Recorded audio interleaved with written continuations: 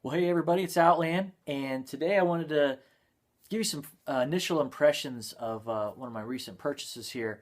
Um, this is the Red Rock Assault Pack that I picked up. And I picked this up off Amazon, got a really good deal on it. Paid about $43 with free shipping, so it's a good price. Um, and I took this out yesterday for about what ended up being about an 8-mile day hike in some really rugged terrain. I picked this up, and it was a great pack. It turned out to be really comfortable, roomy, had a lot of the features I've been looking for in a pack. Now, if you've seen in my past videos, you've seen what I was using as a day pack was basically the REI Flash 18 pack, and that's what I was using for pretty much all my day hikes. And that's a great little pack. It's perfect for maybe just a short couple-mile hike through the woods maybe with a hydration bladder, but it doesn't hold a lot. It doesn't have a lot of room, and it's just basically a bag, and it kind of collapses on itself. And I needed something more for day hikes. So I looked at all different kinds of day packs. I looked at Osprey, I looked at Black Diamond, I looked at all these commercial packs, and honestly, they were all very expensive, and they just didn't seem to have the features I was looking for. So then I started kind of reviewing more online. I was watching Luke over at the Outdoor Gear Review, and he really loves assault packs and things, and I was kind of hesitant about it, but then I was like, well, I'm going to give this a try. I'm going to try one of these assault packs. So I found, first one I found was off of a site called Banggood. It's a Chinese product site. And I saw this, because I had been doing searches on it, my targeted advertising was saying, hey, look out this $26 assault pack. And I almost pulled the trigger on it.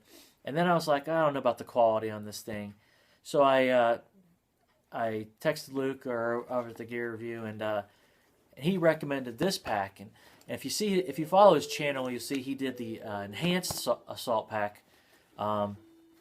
This is not the enhanced assault pack. This is the regular Red Rock assault pack. It doesn't have the cool different color webbing, and there's a couple other things it doesn't have. But I found this on Amazon, and I was like, okay, I'm gonna grab it. It's a good price. But I kind of figured something like this is not just for day hikes. But I kind of wanted something as maybe a bug out type bag, something I could keep stocked all the time with gear, just set some certain gear in it, and maybe as just a go bag. My kids want to do a day hike in the spring here. We could just go. This thing's loaded, I throw some snacks and water in it, and boom, we're out the door in 10 minutes. And before I was having to get all my stuff together, make sure my pack was together, and that I had everything they needed. But this, it can be a go bag, hike and go, or it can be a bug out bag, throw some other things in it, and we go. We got to get out of the house, whatever. Hopefully that doesn't ever happen, but you never know. I am not a prepper by any means, but it doesn't hurt to have something like this by any means. So,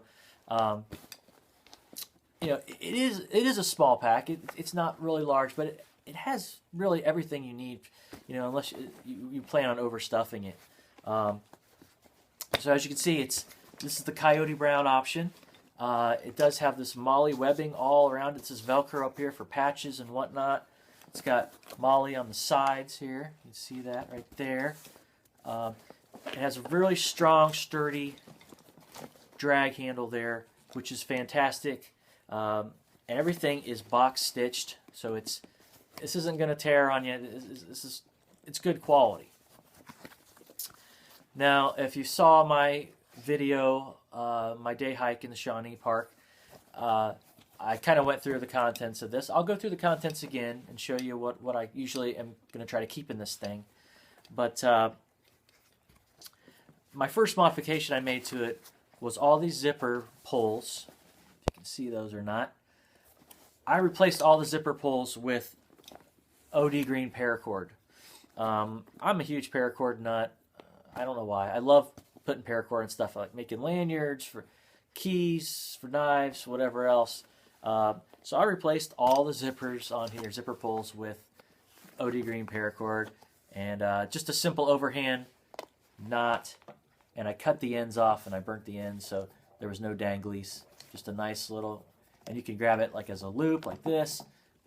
You know, I don't know why on packs, it seems like every pack you buy, it doesn't matter what price it is, they like to put this really cheap thin cord on there that just seems cheesy and cheap. So I put paracord wherever I can. I'll probably use a lot more paracord on this in the future. I don't know. We'll see. But back to the pack.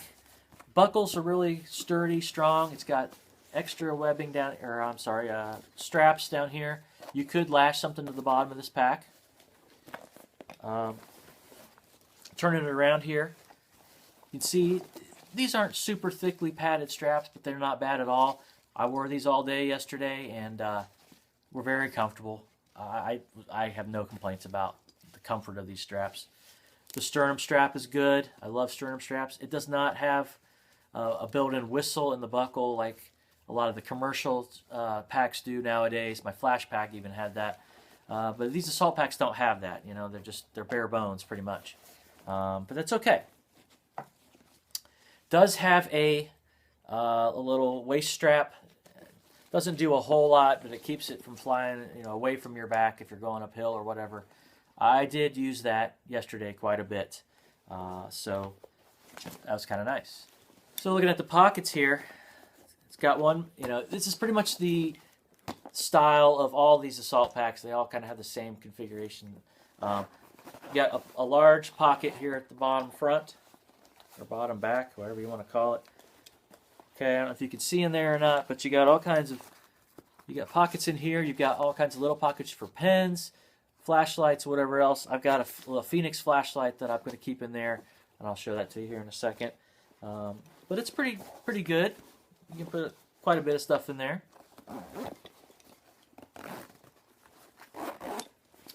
This top pocket here is pretty small, but it's great for keys. I put my cell phone in it yesterday. See that? So it's great for cell phone. It's not fleece lined or anything cool like a lot of these more expensive packs. But you know, I also didn't pay $150 for this. I paid $43. So it's not going to have all the frills. Middle pocket here. Now this is a good size pocket. This thing expands out. So there it is. More webbing pockets in here. I don't know what you'd put in there, but you could put anything in there really. Nice little storage area. I kept a jacket in here. So as I kept shedding layers yesterday, getting warmer and warmer, I started stuffing stuff in these pockets, and that middle pocket was great. And then you have the main compartment here, which is another one of the reasons why I really wanted an assault pack after I saw this, because something you can't seem to find on a lot of these commercial packs is this, what you call maybe a clamshell design. What that means, what I mean by that, is it opens all the way. Okay, so you can open this thing completely flat like a suitcase or whatever. This comes in really, really handy when you're trying to pack maybe a stove or pot and stuff in here. And you know, a lot of these just commercial packs, they only open like halfway like this, and it's hard to stuff stuff down in there. I have a North Face pack, Recon pack that was my day pack for quite a while. It's that way, you know. It only zips like down to here, and you try to stuff things down inside it, and it's just kind of annoying, you know. It's kind of a pain. But this thing opens up all the way, and it's fantastic. You got another mesh pocket here. I kept my first aid kit and a map in here. Put a map in there so you can see through and just open it up and see the map right there. And then it does have another little pocket right here, which is where I keep all my fire starting survival kit items. So plenty of storage, you know, and it's plastic lined, so it's, I don't know, it's water resistant. Probably not waterproof, but not bad at all.